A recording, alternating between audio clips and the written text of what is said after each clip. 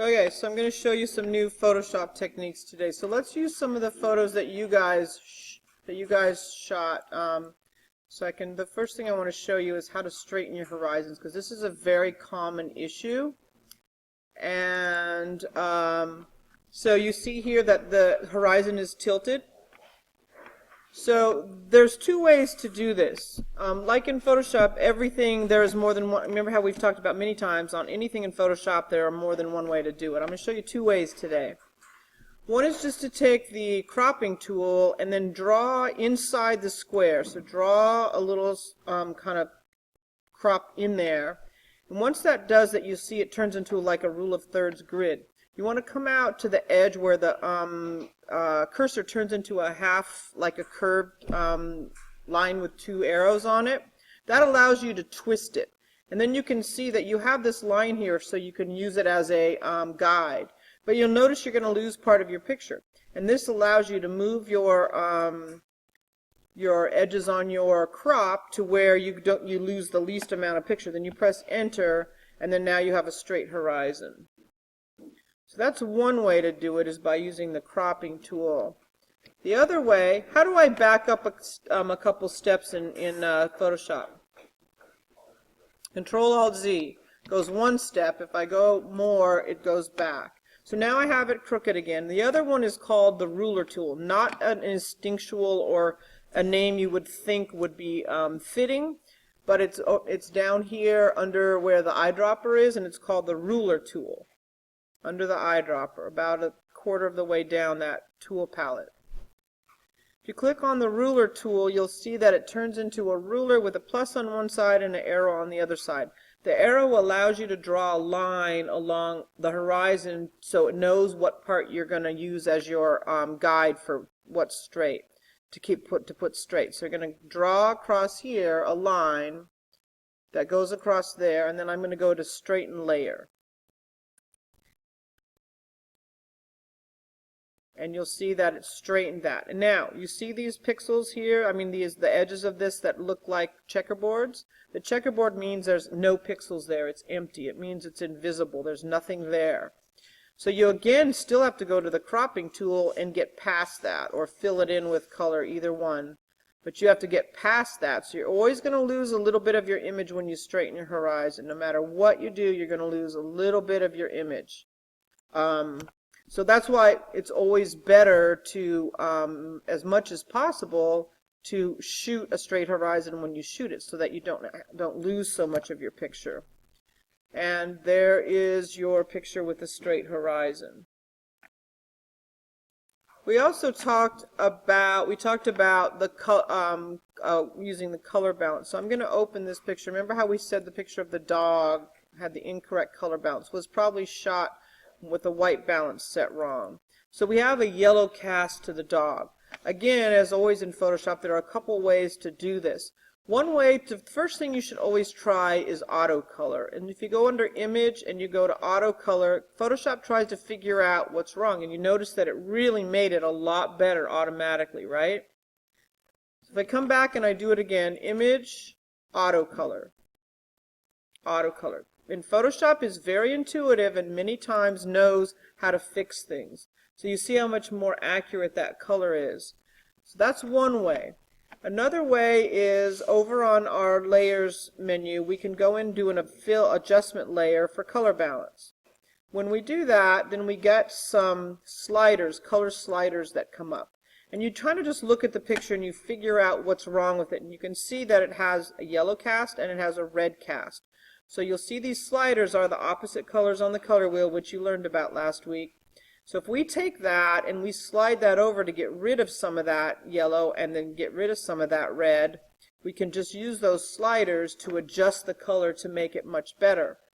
Or you can do a combination of both. Let Photoshop do a little bit of the auto color, and you can come in and add your own afterwards. So this is its own layer now. So I can turn that on and off and see the difference that the color balance made. Way better, right? It makes such a difference in your pictures.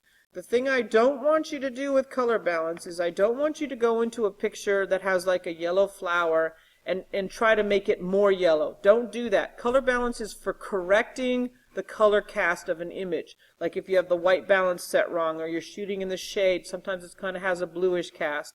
It depends on the lighting and whatever, but you use it very judiciously. Do not just go in and just decide, oh, if I have a red flower, I'm going to make the whole image more red to make that red flower stand out, because it won't. It'll just make the picture look awful. So only use it when you're correcting color, not to add color, when you're correcting color. So that's color balance. The next thing I want to talk about is vibrance and saturation. This is something that new people to Photoshop will play with and screw up the most. I judge a lot of photo contests in the San Diego area, and tomorrow I'm judging one for a club that in Balboa Park that has like a couple hundred members.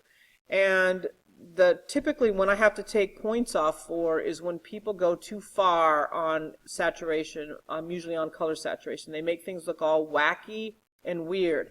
And so I'm going to show you how to not do that, okay? So if you come over here and you go to the image adjustments, you go to vibrance. Under vibrance are two sliders. There is the vibrance slider and the saturation slider, both. So I'm going to show you why we don't use saturation that much. What the difference between the two is, saturation increases the colors, okay? It makes them stronger or more pure. But what vibrance does is it's like smart saturation. It kind of figures out things that should be more color and things that should not. Like faces should not have more color in them. So when there's a face in there, it kind of knows that you shouldn't be making that more saturated. But in this image, I'm going to show you the difference between the two. So if I come up with saturation, I'm going to go all the way to the right. So we made it look pretty horrible, right? It's kind of neon looking. So we added so much color that it looks like it's neon and like it's completely fake. Here's where we started. But if I go up a little bit, I can make it a little better, but it still has kind of a little fake color to it. But if I come back up to vibrance and I do the same thing, you can see that I'm adding color in, but it doesn't look nearly as fake or neon or weird as saturation does.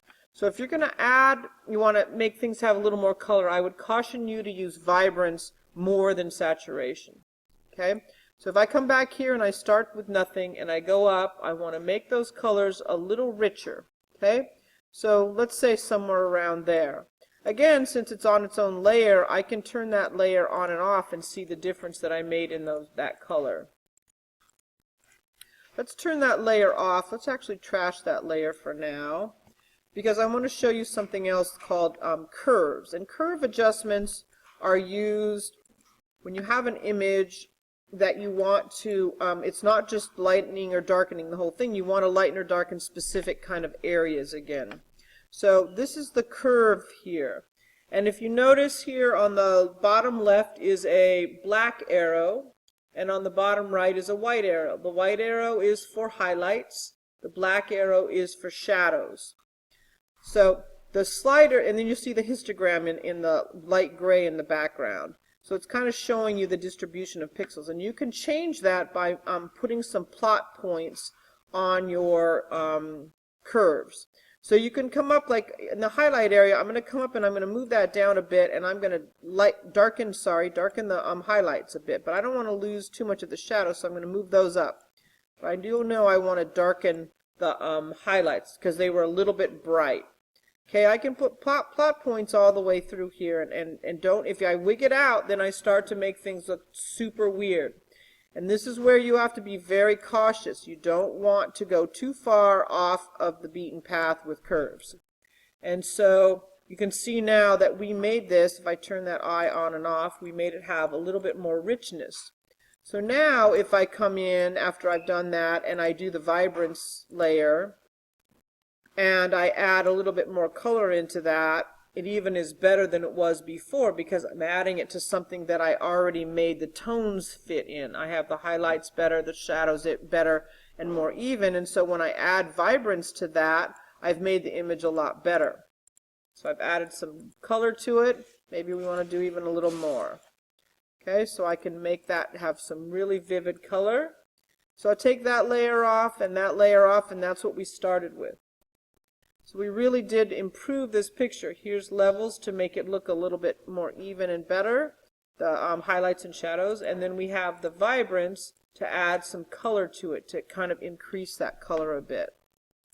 And those are those features. Again, like with Photoshop, less is more. So let's open Brendan's picture here. So if we look at Brendan's picture, it's very cool, and he did a great job when he adjusted it himself. But if we look at this picture, we can see that this is kind of faded. There isn't a lot of color here. The first thing we want to do is we're going to crop it. Not like that.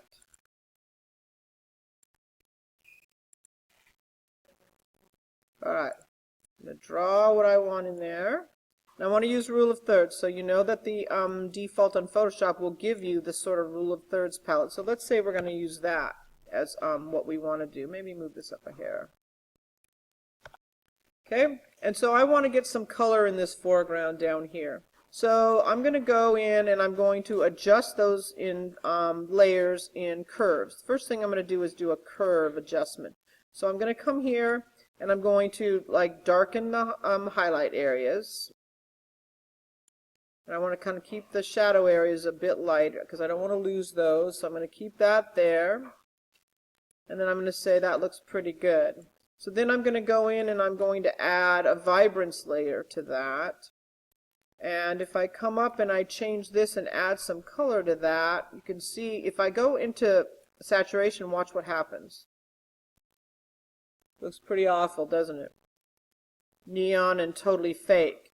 But if I use the vibrance and I went all the way to one end, it still is acceptable, right? Maybe I don't want to go that far, but I still get really beautiful color in there without losing the natural qualities of it, which is what I really want, is to keep it looking natural. And that's the issue that we have with this, is we want to try to keep it looking natural as much as possible.